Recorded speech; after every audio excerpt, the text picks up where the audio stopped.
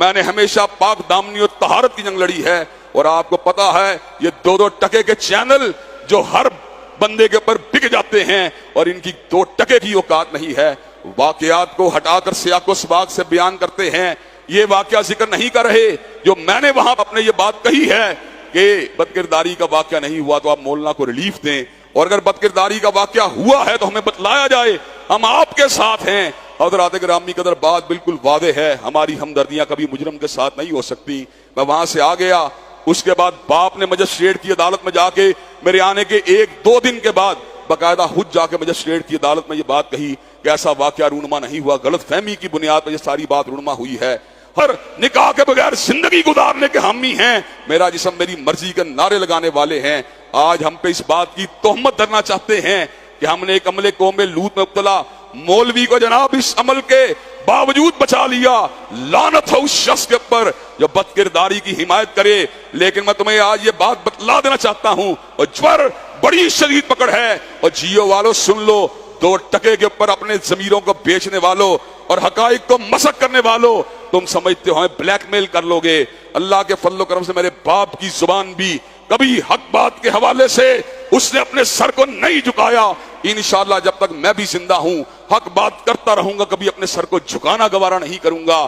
حضرات گرامی قدر، مولانا جیل سے 30 دن آزاد ہوئے، اور آزاد ہونے کے بعد انہوں نے مجھ سے رابطہ کیا، کہا عباس صاحب میں آپ کا شکریہ ادا کرنے کے لیے آنا چاہتا ہوں۔ یہ یاد رہے مولانا کا تعلق نہ تو قرآن و سنہ موومنٹ کے ساتھ تھا، نہ وہ میرے حلقہ احباب میں شامل تھے، نہ وہ میرے رشتہ دار تھے۔ مولانا تشریف لائے، باتوں باتوں میں بات ہوئی، میں نے کہا مولانا ابھی بھی ضمیر پہ ایک چوٹ ہے، کسک ہے، تشنگی ہے، مولانا آپ بتلا دیجئے میں اور آپ تنہائی کے اندر موجود ہیں، کیا اس قسم کے واقعے کے اندر کوئی علامت یا کوئی عنصر یا آپ کی طرف سے کوئی پیش قدمی والی بات موجود تھی؟ مولانا نے قرآن کو اٹھا لیا اور قرآن اٹھا کے یہ بات کہنے لگے، حافظ صاحب اللہ کی قسم میں نے بدکاری نہیں کی، نہ ہی یہ بات جو ہے کپڑے اتارنے والی درست ہے۔ تو میں نے کہا وہ بے غیرت اور بے ضمیر لوگ جو دین کو نہیں مانتے، جو شریعت کو نہیں مانتے، جو طہارت کو نہیں مانتے، جو تزکیے کو نہیں مانتے، ان کے الزامات کو درست مانا جائے یا مولانا کے قرآن کے حلف کو درست مانا جائے؟ جبکہ قرائن بھی شہادت دے رہے ہیں، بچے کا مدعی باپ بھی جو ہے اس کیس سے وڈرا کر چکا ہے۔ لوگ کہتے ہیں میں نے پریشر دیا ہے، میں یہ بات کہتا ہوں اگر یہ بات ثابت کر دی جائے کہ میں نے بچے کے باپ سے حلوت کے اندر کوئی گفتگو کی ہو تو اللہ کی قسم ساری زندگی منبر رسول کے اوپر چڑھنا چھوڑ دوں گا۔ میری حمایت اللہ کے فضل و کرم سے مظلوموں کے ساتھ ہے، میری حمایت اللہ کے فضل و کرم سے مجبوروں کے ساتھ ہے، میری حمایت اللہ کے فضل و کرم سے بے قصوں بے بسوں کے ساتھ ہے۔ میں جب تک زندہ رہوں گا اعلان حق کرتا رہوں گا، مجبوروں کا ساتھ دیتا رہوں گا، اور اگر میرے کسی بھائی کے اوپر جھوٹا الزام لگے میں اس کا دفاع کرتا رہوں گا۔ بکواس کرنے والی عورتیں اور بکواس کرنے والے مرد کہتے ہیں غیر قانونی پرے پنچایت لگائے گئے ہیں۔ یہ بات بھی میں آپ کو بتلا دینا چاہتا ہوں۔ پہلی بات یہ ہے جو وہاں پہ مجمع اکٹھا کیا وہ بچے کے باپ نے اکٹھا کیا، مجھے بلایا، بچے کے باپ نے بلایا۔ اور حضرات گرامی کا تیسری بات یہ ہے وہ امن کمیٹیاں جو محرم الحرام کے مہینے میں ایک خاص فرقے کو راستہ دینے کے لیے کام کر رہی ہوتی ہیں، کیا ان امن کمیٹیوں کے پاس اتنا بھی اختیار نہیں کہ شہر کے امن و امان کو برقرار رکھنے کے لیے اس قسم کے قضیے کے اوپر غور و فکر کر سکیں؟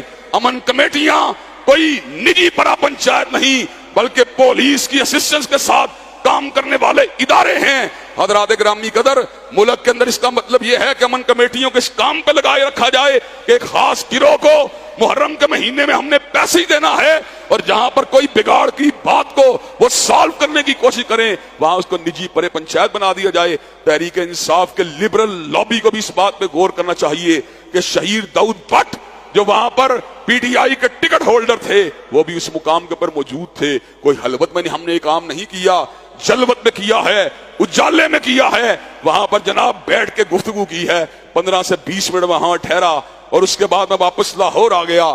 میرا کال لاگ، مجھے یقین ہے اس بات کا، میرا ایک ایک لفظ ایجنسیاں ٹیپ کرتی ہیں، میں وہ بندہ ہوں جس کی طاق میں ہر وقت میرے دشمن رہتے ہیں۔ میرے کال لاگ کو چیک کیا جائے، میرا اس کے بچے کے باپ سے کوئی بھی رابطہ نہیں۔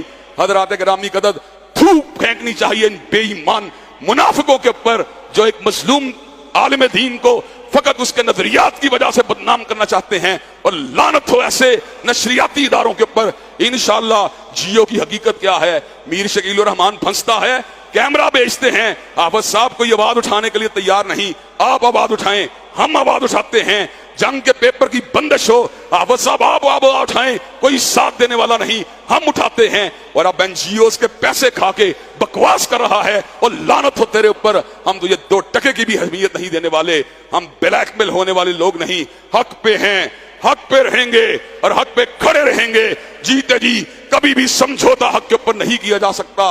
हज़रात गिरामी कदर, क्या आप इस हकीकत के ऊपर हमारा साथ देने के लिए तैयार हैं? इंशाअल्लाह इंशाअल्लाह। इन्नल्लाह यामुरु बिल अदली वल इहसान व